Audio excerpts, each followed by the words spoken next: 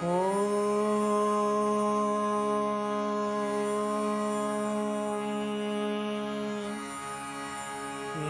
Shriyati-Rajaya Vivekananda-Suraye Satchit-Sukha-Swarupaya Swamine Tapaharine Swamine Tapaharine.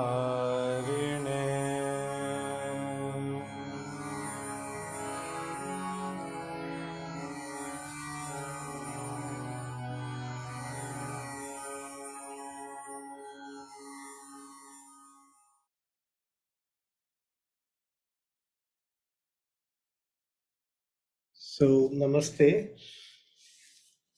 We are just starting now. So, I saw some messages. I was traveling all of today, so I couldn't respond earlier. And I will answer those questions. Maybe difficult to answer all queries put on the WhatsApp. So, one of the questions is about copper vessels.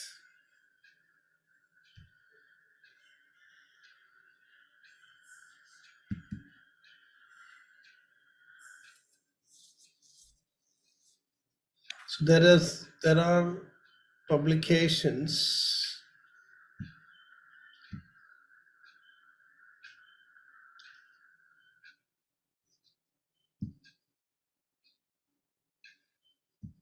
and I'm just sharing one such publication on the WhatsApp group, which tells what happens when we use copper vessel to store water. So you can read it. So Ayurveda advised storing not only in copper but many other metals also. And there are some other news items also about this. An institute in Bangalore has done extensive research work. So I'm just sharing the results of this.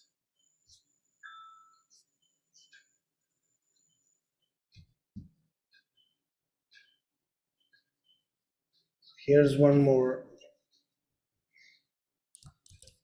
So the main author of this article, Dr. Padma Venkat, is also personally known to me.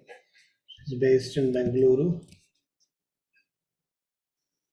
And yes. So here are the references to how storing water in copper can help.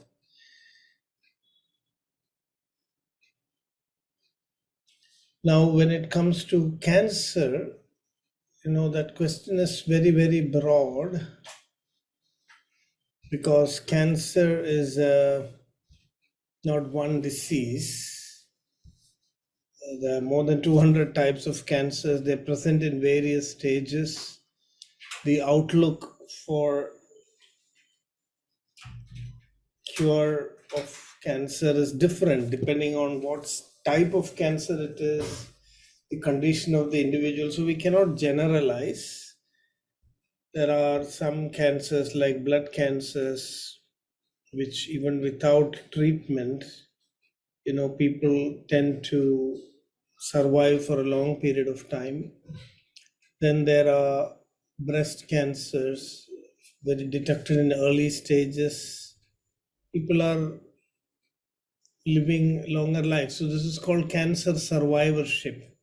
Especially in the developed countries, cancer survivorship is increasing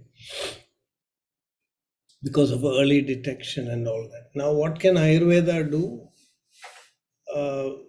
Lot of possibilities are there, but much more research is needed to enable us to have a clear understanding of what Ayurveda can do and not. But there are a lot of reports from clinical experiences. Ayurveda can help in many stages of different types of cancer. Primary cancer, primary prevention of cancer, uh, supportive care, especially some of the areas where Ayurvedic treatment is now being explored, is along with chemotherapy and radiation, recovery from side effects of chemotherapy and radiation. But there are also, that is an area where more research is happening. Improvement in quality of life, end of life care. This is where the role of Ayurveda is a little bit more officially recognized. But Ayurveda as a standalone care, uh, treatment for cancer is still requiring more research. I will share one article, allopathic doctor in somebody's microphone is on. Can you please switch it off?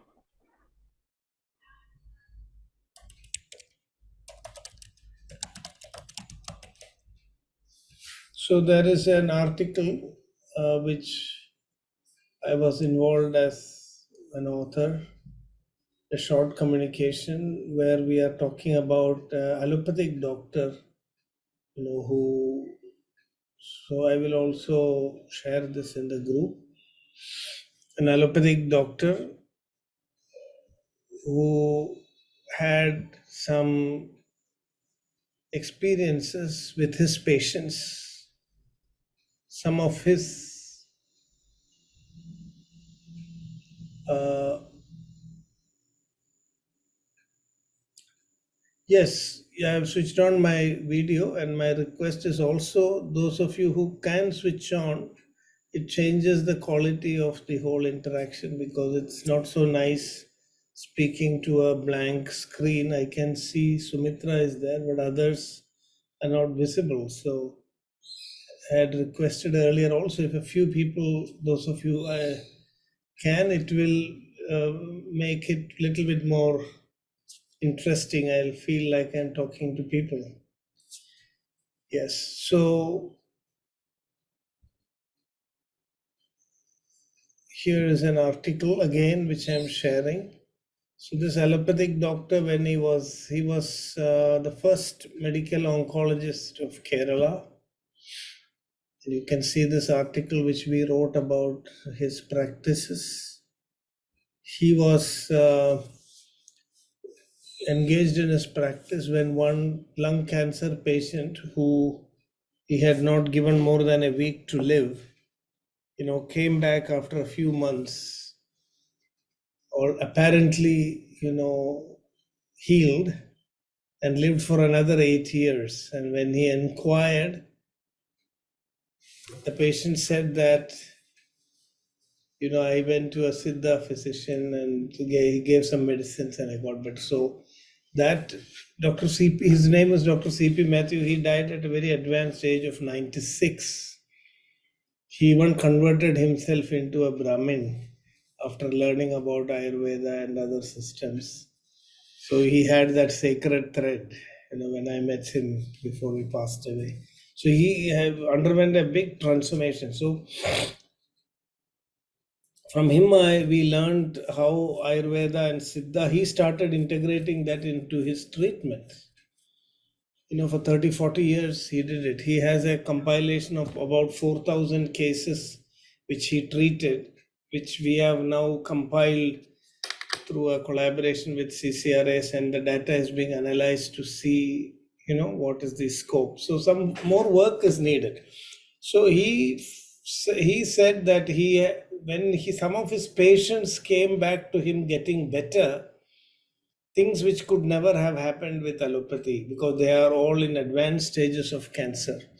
And he found that that is because they were using Siddha medicines, which are these heavy metal bhasmas and other things. So he went, and once in the middle of the night, he left his home in search of a traditional Siddha Vaidya, and he went to the forest, spent time with him, learned about those medicines.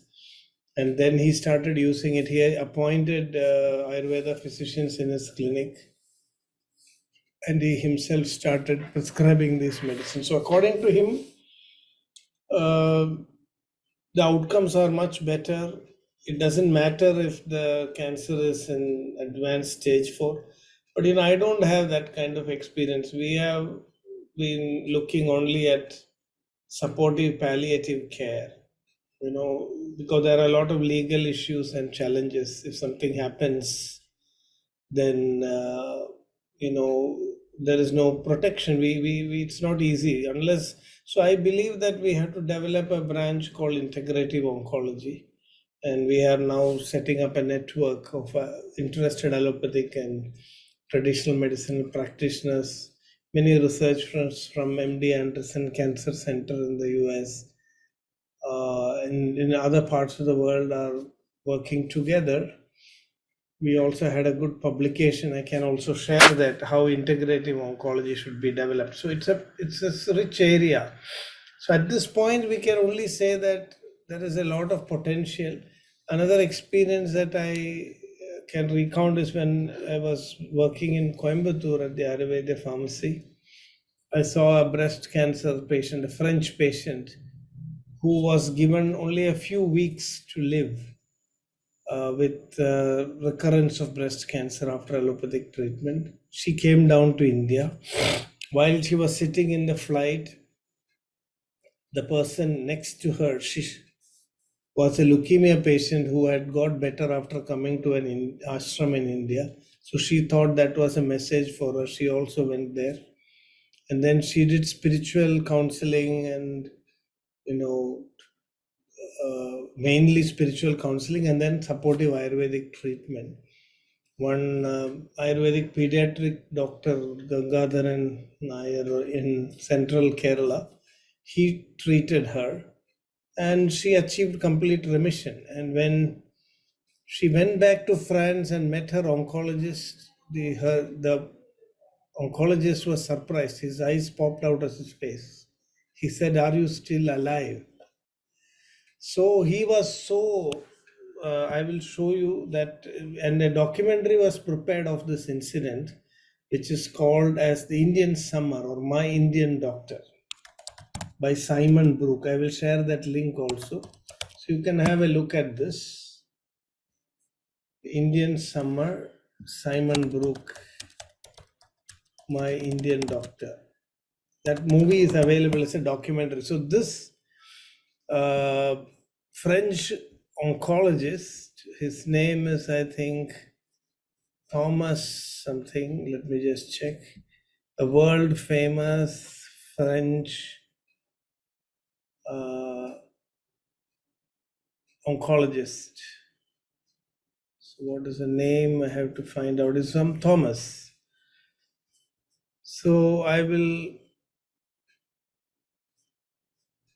share the link of that film also. So there are many such instances which have shown that there is great potential in Ayurveda, but due to limitations of research funding or legal challenges, Ayurveda clinicians have not been able to completely explore the possibility. So I'm sharing a few links. Yes, the name of the patient is Marinella Banfi and Professor Thomas Tours, a world famous oncologist. So I think earlier this movie was not available for public viewing, but it looks like now it is available. So My Indian Doctor. So you can have a look. So I would not say, see why I don't want to make a commitment is it's very much dependent on the clinician. Dr. C.P. Matthews no more. There are some clinicians who are managing it very well, but cancer is a very difficult disease. From Ayurvedic perspective, it's not a disease. Sometimes it is death itself. You identify cancer at a stage when maybe nothing can be done. But it looks, from my experience and observations, it looks like Ayurveda and traditional systems could have a big role to play. And in modern medicine, still, in spite of all these developments, a lot of treatment gaps. And integrative oncology is one area where worldwide modern oncology is also more open than any other disciplines because they know the difficulties cancer patients go through. So this is overall. So if coming back to your question, can Ayurveda cure cancer? Yes and no. Not in all stages, not all types of cancers, not in people whose immunity is sometimes very compromised, not in very old people. So there are a lot of no's, but there are also a lot of yeses because I have seen advanced cases in metastasis in conditions where modern medicine cannot do anything. People have miraculously come back. But one or few instances like that is not enough to convince the scientific world because there are cancer survivors even otherwise. So more work is needed. But a very strong area where Ayurveda is being explored now is in supportive care to chemotherapy and radiation. But again, there are problems of doing it during chemo and radiation because there could be drug herb interactions. So doctors are a bit, worried about that. But definitely after chemotherapy recovery, external treatments are possible in our own center, Amrita School of Ayurveda. Some of our PG scholars have started working with oncology department, and they found, radiotherapy, radiotherapy induced mucositis. Somebody's microphone is on. Can you please switch off? Lack of sleep.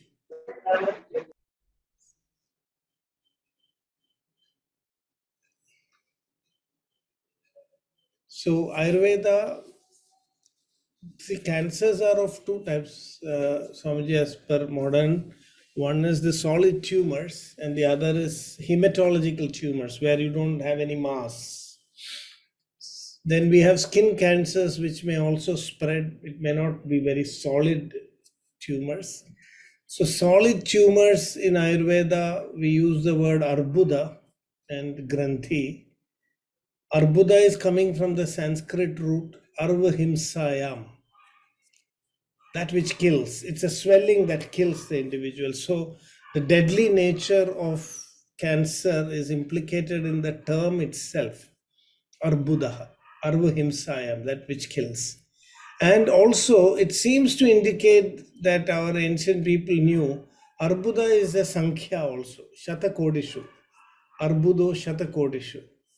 So it implies a multiplication or a growth into 100 crore times, which is an apt name for cancer. Cancer in modern thing, it actually means a crab. And why we can easily eat a crab. Crab is not frightening. Alzheimer's disease as such has not been described, but old age memory loss, Vyapasmriti, is mentioned. It's that is related to old age, and why that is why rasayanas are advised to prevent dirgham ayusmritim medham arogyam tharunam vaya prabhavarna swarodaryam. So all that is mentioned in rasayana. So smriti nasha in old age is described, that correlates with Alzheimer's disease. So that is the situation, arbudo shatakotishu. And we distinguish benign and malignant tumors. Benign tumors were called in Ayurveda as granthi, whereas arbuda is very deadly. And Ayurveda also advises surgery in arbuda, and both granthi and arbuda. In fact, in granthi, Charaka very clearly says, sakosha mudhritya, remove the granthi with the capsule, sakosham. Because so it looks like they were clinically very keen observers. They identified that a benign tumor had a capsule around it. That is why it is not spreading. Whereas a malignant tumor did not have that capsule. Kritamulam or analpamulam or achalyam. Achalyam is the word used by Sushruta. Achalyam samprasrutam yacha marmani Jatam. That which ulcerates, that which is achalyam, if you try to move it and if it is not moving, if it is fixed, then it is arbuda, and it is said to be a asadhya sign, not easy to treat. And they also distinguish between recurrence of cancer and metastasis. A recurrence was called as adhyarbudam. If you treat a arbuda and you remove it and it heals, and again in the same place it happens again, that is called as adhyarbudam. Then they called dvirarbudam, yugapat chiradva, dvirarbudam syad. Dvirarbudam means metastasis. Another arbuda happening in another place, yugapad, either simultaneously or chiradva or much later. So it is quite fascinating to see that apart from that, we have hematological tumors which don't form solid masses, and they are described in the category of Pandu. Ayurveda also considers that cancer is very often the complication or a long-term transformation of many other diseases. Like an ulcer can turn into cancer, a wart can turn into cancer. If you have chronic inflammation in your system, it can become cancer. Ayurveda said Shodha, Arbuda and Grandhi is like Shodha or Shobha, which is an inflammation. So if it's very bad today because of our lifestyle, lack of sleep, eating junk food, we are all suffering from chronic inflammation. And that Ayurveda says the best way to prevent cancer is Deha Shuddhi, by removing this underlying inflammation. If you do Panchakarma and Rasayana frequently, we would be addressing this epidemic of cancer, because the biggest frightening thing is not about the treatments and its difficulties. Now, the biggest advances that have been made in cancer is early detection. I doubt without Ayurvedic Nadi and other specialized things, today Ayurvedic physicians are handicapped. They cannot identify cancer without modern tools.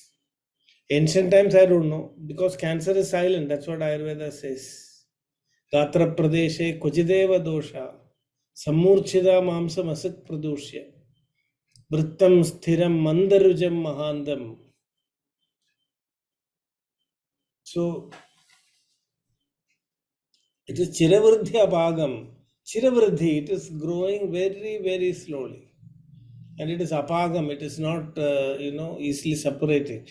So it can remain dormant for a long time, and when you discover it, it is already too late. The biggest success in cancer has happened due to early cancer screening, early detection. So there are more cancer survivors in the US than in India, for the only reason that in India detection is very poor. By that, when people are detected with cancer, it's already advanced. So early detection is one of the biggest weapons that we have in preventing cancer mortality. And so cancer survivorship has increased. Now there is a whole focus on cancer survivorship. What to do after you survive, from cancer. But the biggest frightening thing, so we may say chemotherapy, radiation, these are all having side effects and make our life miserable, but that's not the real fear. The real fear is the increasing incidence of cancer. By 2050, we are expecting unbelievable increase in incidence of cancer. In countries like India, where cancer incidence is actually less, here also cancer incidence is on the rise because of change in lifestyle, diet habits. We used to use turmeric in our diet. Turmeric is a very good prevention against inflammation. It directly works on the cancer pathway. It's good prevention for cancer, not a cure. After getting cancer, painting your body yellow with turmeric is of no use. But before it is developed, but for that turmeric to be useful, you have to add pepper. But we have replaced pepper with green chilies, so turmeric is not absorbed into the system. So many things are there. If you look at cancer, this is, of course, we have to go back to our Samhita. But since these questions were asked, I thought I will. There is no Ayurveda never calls Karkada Roga. Karkada is cancer. It is somebody has back translated. it has become fashionable to translate from English back to Sanskrit. Karkada is a poor thing. Cancer is much more deadlier than Karkada. If you called it a Vrishchiga, it would have made a little bit more sense. But in Siddha system, there is a very beautiful description of advanced cancer. They call this as Putru Rogam. Putru, which means Valtmiga, an ant hill. So you can imagine an ant hill full of snakes with different holes, and each hole a cobra putting his head out. That is how deadly cancer is.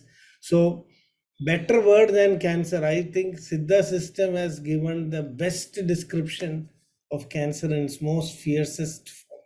It's like an anthill growing inside you with a lot of snakes spitting venom and ready to bite us. That is the beautiful image of cancer. Sorry, I use the word beautiful. It is a very frightening but a more realistic description of what cancer is. So we need to integrate, that is my understanding. A lot of good developments have happened in modern medicine, but a lot of limitations also, especially cancer chemotherapy and radiation are very, very painful, sometimes worse than the disease. But they have certain tools. Now there are more and more screening coming, but screening is generally found to be useful for oral cancer.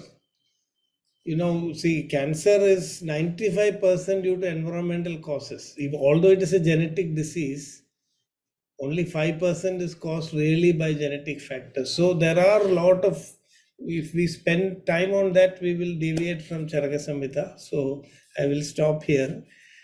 But cervical cancer, very good screening program for women. Cervical cancer, you can screen, and in very early stages, by doing a cauterization of the cervix, you can prevent. You can also similarly prevent the oral cancer. Screening for breast cancer, if you have a history of breast cancer in the family, and that is where you can know it and that quickly discover, and maybe some people, there is a very dangerous type of breast cancer, BRCA gene. If it is there is a famous actress who even removed her breasts, both breasts, as a precautionary measure. So all those things are there. It is beyond the scope of our discussion today. Prostate cancer, you can screen by certain chemical markers. The knowledge is growing, but if you can change, I'll conclude by saying that if you sleep well and if you exercise well, that's a very good prevention against cancer. There was a study in which serum was taken from the individuals before and after exercise. I think I mentioned in this forum before. And when you put cancer cells in the serum before and after exercise, cancer cells grows in the serum in the non-exercise state. Whereas after exercise, the cancer cells are killed. So it is lack of exercise makes us susceptible. Similarly, if you don't sleep well, especially at 3 a.m. and all, deep sleep, that time is very critical. The body produces a lot of chemicals which do the scavenging and kill cancer cells. So if you're sleep deprived, your risk for cancer increases.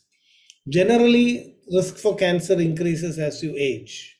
So one of the benefits you can take is by doing Ayurvedic, Panchakarma and Rasayana treatment regularly. That is a good prevention for cancer. So, okay.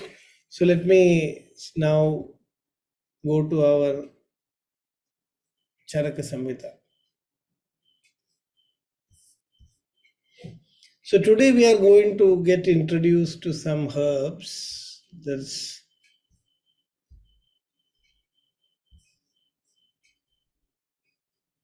Yesterday we found in the last two classes that the biodiversity is so widely used in Ayurveda. Everything under the sun we explore for their medicinal property, irrespective whether it's animal or. But still, I also pointed out that we don't encourage too much of meat eating. Ayurveda is very neutral and very scientific here. It gives importance to nutrition. If you are living for dharma, then doing a little adharma sometimes, dharma himsa it is called, is inevitable. But you must justify that. So there is a story of two Brahmins who were adamant that they will never eat any non-vegetarian food. They got sick and the Vaidya prescribed them fish as treatment. One of the Brahmins would never not budge at all. He disagreed completely. The other person finally gave way. He was concerned about his family and many other duties he had to do. So he agreed to take fish for a short while. And what happened? One of the Brahmins survived. And he was able to save his family. He was able to do much more bigger dharma for society. And whereas the other Brahmin who refused to eat the fish, he died. His family died also a miserable death. And his whole dharma and everything got broken.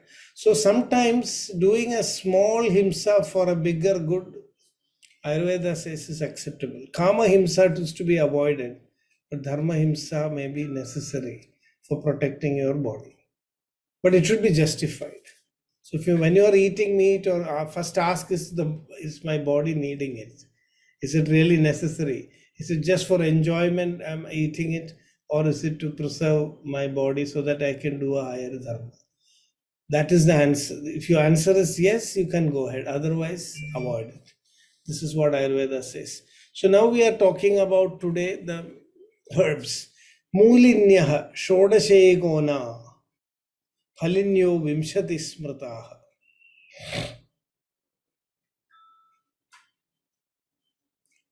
महास्नेहाश्च चत्वारः पञ्चैव लवणानि च अष्टौ मूत्राणि सङ्ख्यातान्यष्टावेव पयांसि च शोधनार्थाश्च षड्वृक्षाः पुनर्वसु निदर्शिताः य एतान् वेत्ति संयोक्तुं विकारेषु स वेदवित्. Now this is kind of an essential medicine list of those days. Here I believe that this list has to be updated because today times have changed. Caraka is just giving an example that we need to have an essential medicine list, the most essential ones. Dravya Sangrahaniyam. Sushruta also says, certain things should always be available around you. Emergency, just like you have a emergency medicine kit at home.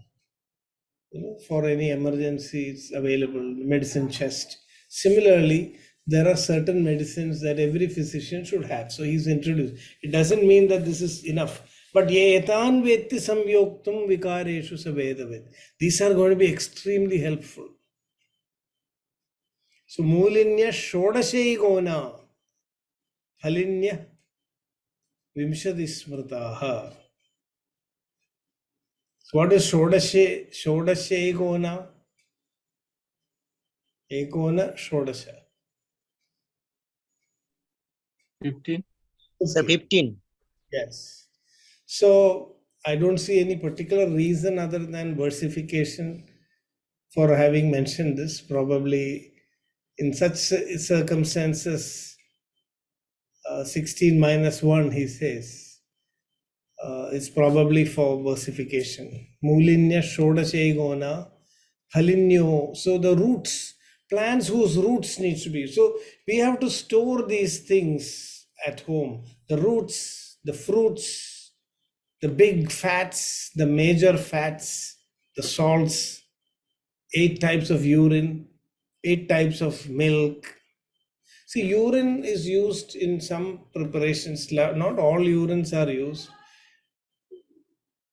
Apart from gomutram, goat's urine is also used in Ayurveda. And there is a medicine called Vilvati Gudika. Bastasya mutrena susukshma pishtam. Bastasya mutram is goat's urine. And actually, in the institute where I worked, a biotechnologist did some study on this. And she told that Vilvadi Gudika was being grind into a paste, repeatedly for 30 days. And she found that when it is made according to the traditional method, around the last days, a small fungal growth is happening in this Vilvate Gudiga. And at first she thought it is a contaminant, there's some problem, it has to be made sterile in a GMP certified environment. But then she also found that this fungus is producing certain compounds which are creating its antibiotic effect. It's almost like Alexander Fleming's discovery of penicillin. So this biotechnology expert is from University of Kerala, and so she said that it's very important because when we are making medicines, we invite, just like microbiome is there in our body, we create these medicines in a organic environment in which, so if you make these medicines in a sterile environment, then it will not have the efficacy. So Basta Mutra, all these things were used to bring about these transformations. And if we can understand the the technologies behind this, the processes and validation, probably we can, just like, from horse's urine, we discussed yesterday that a chemical is being used, which is one of the most widely prescribed chemicals. We could also create many things. So here it's as an example. What all should we have to have a variety of medicines around us. The roots, the fruits, the fats. So it's a combination of plant, mineral and animal substances.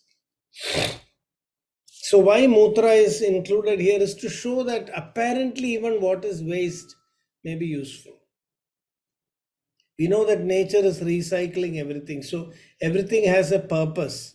So the waste of one animal may have a benefit for something else. So even for plants, the animal waste becomes a manure. So that is the concept here. So it doesn't mean that we have to use them raw as it is. It can be processed. We have to understand what is the scientific basis for using it. And then they all become drug sources. So what Charaka is mentioning here are the potential drug sources. Just a snapshot of those examples. So we'll now look at what these are. Hastidanti Haimavati Shyama Trivrudatho Guda Saptala Shvetanamacha Pratyak Sreni Gavakshapi Jyotishmati cha Bimbi cha Shanapushpi Vishanika Ajagandha Dravanti cha Chirini Chatra Shodashi Shanapushpi cha Bimbi cha Chardane Haimavatyapi Shweta Jyotishmati chaiva Yojya Shirsha Virechane Ekadashavashishtaya Prayojyastha Virechane Ityukta Namakarmabhyam Mulendyaha. So you don't need to worry, all of them are not fully identified. Hastidandi is a plant called as Nagadandi otherwise, or Danti, because the roots of this plant is shaped like the tusk of an elephant. That is why we call it Nagadanti. It is like the danta of an elephant, the tusks. So the roots will be, like that. Now it is very tikshna, it is a very strong purgative.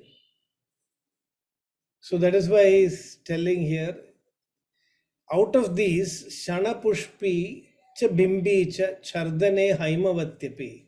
Shanapushpi, Bimbi and Haimavati, which is Vacha, these are useful for Chardan. So what are the purpose of getting these?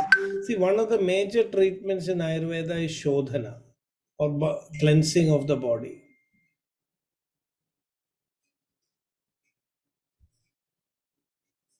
So these plants are helpful in many ways. Some of them are helpful for inducing emesis. Some of them, like Shweta Jyotishmati Chaiva Yojya Shirsha Virechane Ekadasha Avashishtaya Prayojyastha Virechane. So majority are for Virechana because Virechana is the simplest way to do Shodhana. It's a natural way because we are anyway doing Mala Visarjana every day, and making it more deep is what Virechana does. That is why 11 of these plants are useful for Virechana. 2 are useful for Chardana, which also indicates that Vamana is not always advisable or doable also, because it is an unnatural way of cleansing the system. Similarly, Shirsha Virechana. Shirsha Virechana is cleansing your head region. So, what do we understand here? That we need to keep medicines around us which we can use for these Shodhana procedures. So, find out the best medicines. Later, there is a big debate in Caraka-Saṁhitā also, which is the best Vamaka Dravya, which is the best Virechaka Dravya. And today we are using only 2 such Dravyas for Vamana and Virechana mainly. Madana Phala for Vamana and Trivrit for Virechana. These they found out are the best. So today it is enough that we at least keep Madana Bhala and Trivrit ready with us. There are many other things which are commonly used now, like Haritaki is used. Haritaki is also a good medicine for periodical cleansing. So we can change this list. These were the things that were based on. See, Trivrit is also mentioned here. Shama Trivrit, Saptala. Some of them are very strong. So why Charaka finally advised Vamana Madana Phala, Randia Dumatorum, and Trivrit Operculina Tarpitam. Why? Because they are safe also. The Vyapat, if you use very strong purgatives, and it will be very harmful. In fact, Ayurveda does not advise unnecessary use of such medicines because it is Vega Udirana. Roga sarvepi jayande vegodhirana dharanehi. So by stimulating Vamana, or so the Ayurvedic Shodhana is actually not stimulation of Vamana or Virechana, it is facilitation. The Purva Karma is very important. In a person in whom Deepana Pajana has not been done, in whom Snehana and Utkleshana has not been done, we should not administer any of these medicines. They are not meant to be directly used for cleansing. First, prepare the body, and the body is in a cleansing mode. Then these medicines, if you give, they facilitate. You are not supposed to forcefully cause any emesis or purgation. I hope that point is clear.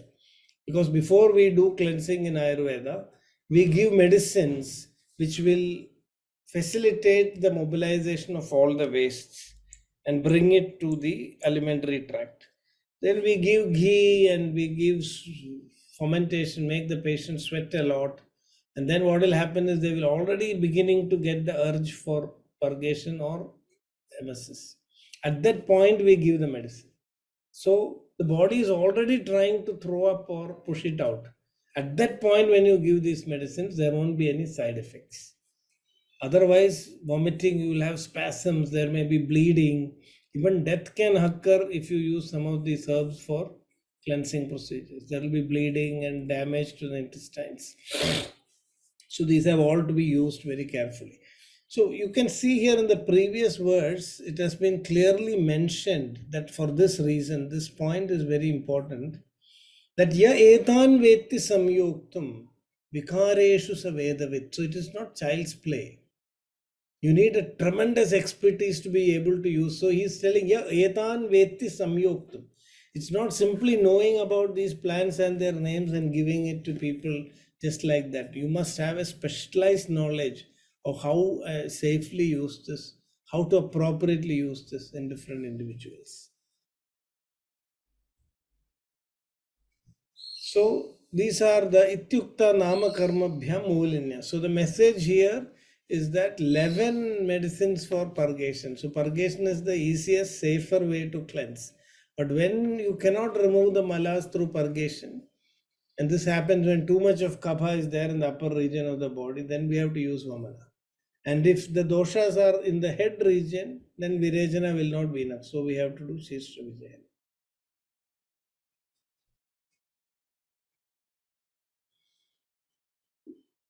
Haritagi is ama pachana, so haritagi can be given without snehana.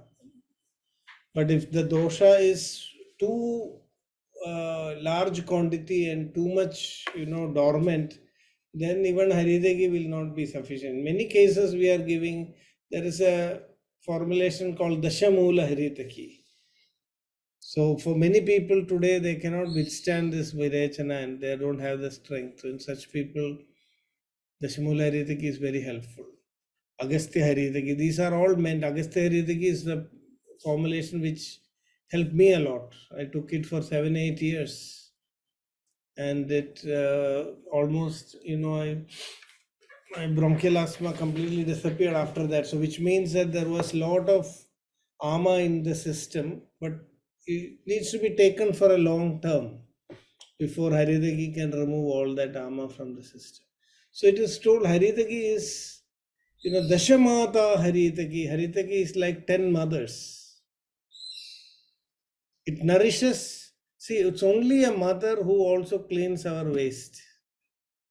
Nobody else can do that. So, unfortunately, that is why our Acharya said, consider Haritaki like a mother. Kadachit kupyade mada, nodarastha Haritaki. It's a very safe medicine. Haridaki is a rasayana, but we are using it for cleansing our bowels like a scavenger. That is why our acharyas got worried and said, if Haridaki is cleaning our waste, it is like a mother happily cleaning the excreta of her own child. That is the way Haridaki is working on us. Dashamata Haridaki. It's like 10 mothers put together. So Haridaki not only cleanses the waste, it opens the channels and it creates a rasayana. It is a rasayana. That is why in Triphala, Haridaki is the first ingredient. Along with Amalaki and Vipedaki, it becomes a very powerful rasayana. So Haridaki is a very, very good drug. That is why it is not considered as just a Virechana Dravya. It means you are bringing it down to a lower level. Haridaki is put as a rasayana. But it is Amapasana, it is Sroto Vishodhana. Many things. There are many prayogas of Haritaki. And another good thing, Haritaki is also my own. I learned from my also Guru that Haritaki, if you keep in your mouth, it's very good for maintaining brahmacharya. So in all these monasteries and all, they give this to cleanse the body from once in a while, and also to chew haridaki continuously. It is good to reduce, the kama thoughts. Yes, Jay Sudha.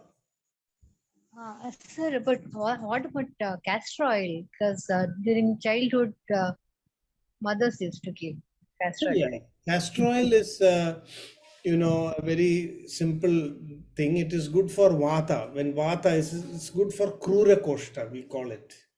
Haritaki is good for snigdha koshta. Haritaki should not be given in a krura koshta condition. Krura koshta means when the stomach is very constipated, very dry, then haritaki is not a good choice because it causes a lot of rukshatvam in the body or dryness. In such conditions, castor oil is better. But castor oil can only remove the, it is good for apana vata anulomana. It's not a rasayana or anything. Haritaki has those additional benefits. So, in order to balance out Haridaki, we have Ritu Haridaki Prayoga also. According to different Ritus, different ingredients are added to Haridaki.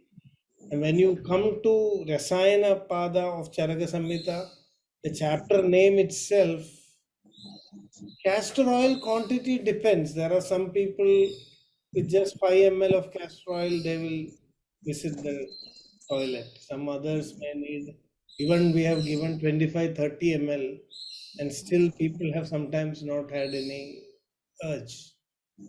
So that is why Ayurveda, the koshta is very important. We first examine the koshta of the patient. Is it krura koshta, mrudu koshta, or madhyama koshta? In a mrudu koshta, in a pitta person, if you give castor oil, it can be disastrous. In a vata person, it will be safe. In a Kapha person also, it will not cause much problems. In a Pitta person, it may cause excess. Everybody does not respond to castor oil in the same way. I've seen it in my practice also.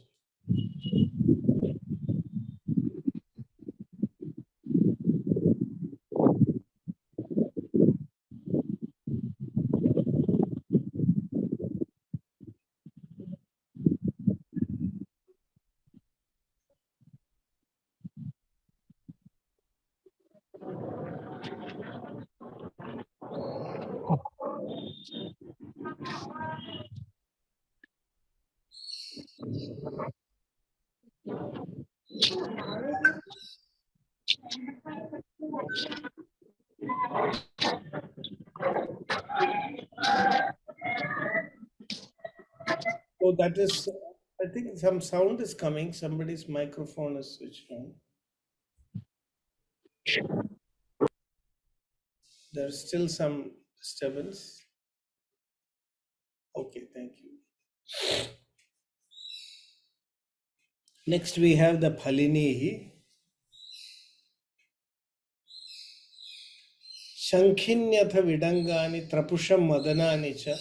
So Vagbhada later combines all this, and here Charaka is classifying based on what is the source, all the roots together, all the fruits together. But in Vagbhada Shodhanadi Gana Sangraham, he has developed this into Shodhanadi Gana Sangraha chapter and has made a much more systematic classification of herbs. So he would begin by saying, these are the Chardhanani, these are the Rechanani. So it is a mixture of, roots and fruits and everything. He's not classifying on the basis of roots or fruits. But here are the fruits. Shankhinyatha Vidangani, Trapusham Madanani cha Dhamargava Mathechvagu, Jimudam Krita Vedhanam. आनूपम स्थलजम चैव क्लीतकम द्विविधम स्मृतम प्रकीर्या चोदकीर्या च प्रत्यक पुष्पा तथा भया अंतकोडर पुष्पी च हस्तपर्ण्याश्च शारदम कंपिल्लग आरग्वधयो फलं यत् कुडजस्य च धामार्गव मथेक्ष्वागु जीमूदम कृतवेदनम मदनम कुडजम चैव त्रपुषम हस्तिपर्णिनि एतानि वमने चैव योज्यान्यास्थापनेषु च नस्तप्रच्छर्दने चैव प्रत्यक्पुष्पा विधीयते दशयान्य अवशिष्टानि तान्युक्तानि विरेचने नामकर्मभिरुक्तानि फलान्य एकोनविंशति. So this is the thing here. See, the previous verse, we have to go back again. When you read this, it becomes clear. How do we see? This is an example of when we do Anvaya, we have to be very careful. Mulinya Shodashe Egona Valinyo Vimshadi Smrita. So when we did the Padacheda earlier, we took this Ekona with Shodasha. But if you read the coming passages, and I just saw somebody has given an explanation also. A good attempt, Shreyas. He has sent to me directly. Is it okay that I read out your message, Shreyas? Because it will be helpful in understanding.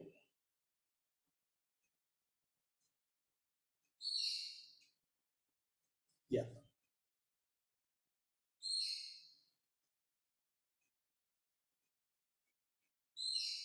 So, yes, what he has said is correct. Ekona is for the, is to be, when you do the Anvaya, it should come with the Vimshati. It is Ekona Vimshati.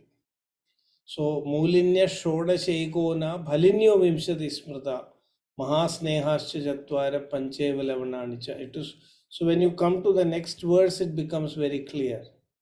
So it's a good point, and this is why we have to be very careful when we do the Anvaya of the shlokas. So you can see here Nama karma bhiruktani phalanye kona vimshatihi. So here again we can see that the number of herbs used for Vamana and Prachardana was Nasta Prachardane, which means the Shiro Virechana is actually much lesser. Majority of the plants are found useful for Virechana, from which it becomes clear that Virechana is one of the best ways for body cleansing. So to do Virechana, there is a procedure. Simply taking, so if, in my understanding, so if you have constipation as just the problem, then castor oil is good. But if you want to cleanse your entire system of ama, then you have to take Haritaki.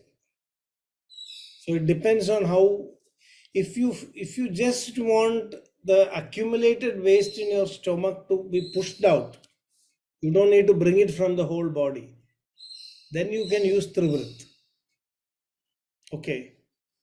So usually, if we want to do Pachana of ama Pachana, and then bring it to the alimentary tract and then remove it from the system,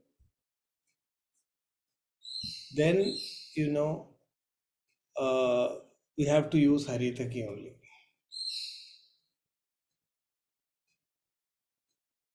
So when we are giving castor oil to children and all that, it is just to treat their constipation.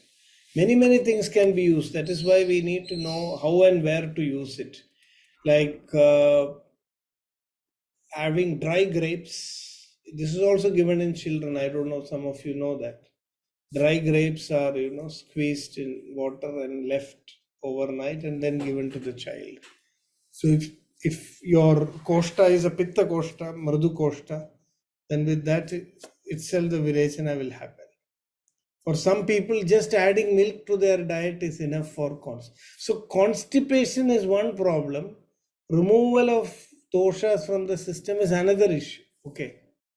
I hope the point is clear. So what you are taking for constipation does not necessarily remove waste from your system.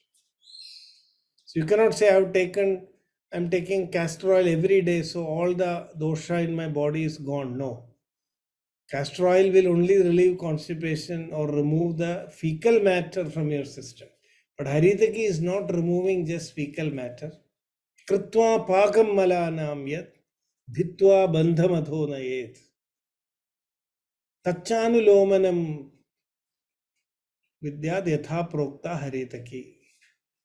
So Kritva pakam malanam yat, which does the paka of the malas, dhitva bandhamadho nayet. It brings it into the alimentary tract and then removes it from the system. So all that is being done, and this is what is really needed to prevent diseases. I have seen a lot of people regularly taking castor oil. They don't get much preventive benefits. They will get relief from constipation only. So that is the concept. So we have seen today a discussion on 16 Mulinyaha, the roots, and 19 fruits. And in both, out of 19, 10 are fruits are for Virechana, and out of 16, 11 roots are for Virechana. Only remaining are for Vamana and Shiro Virechana. So why these three things are mentioned, with that we will conclude. See, in our body, there are mainly three cavities. Anatomically, there are three cavities. One is called as a cranial cavity. The other is the thoracic cavity. And then third is the abdominopelvic cavity. So basically three cavities in the human body. Is that clear? When we study anatomy, cranial cavity, thoracic cavity, and abdominopelvic. So for cleansing from the abdominopelvic cavity, we have Virechana. From the thoracic cavity, we have Vamana. And from the cranial cavity, we have Shirsha, Virechana. So this is an anatomical, based on the anatomical consideration of the body cavities, they have given three functions for this Mulinya and Phalinya. So some Mulinya for cleansing the cranial cavity, and we can say the body has become clean when all the three cavities are simultaneously cleaned. So this is a complete bio-cleansing program, all the medicines. Now it's up to us to identify how each of these work and keep an essential list of such medicines available, so that in the actual practice, mainly for clinicians. Don't if you are not a clinician, you don't need to worry. It's just for understanding. If you're a clinician, as Charaka says, those who know this, he becomes a Vedavit. So with that, we'll conclude for today. Namaste. We'll meet again tomorrow.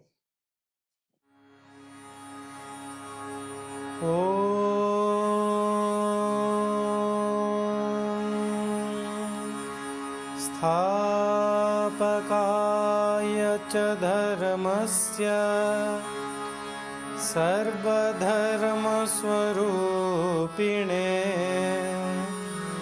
अवतारवरिष्ठाय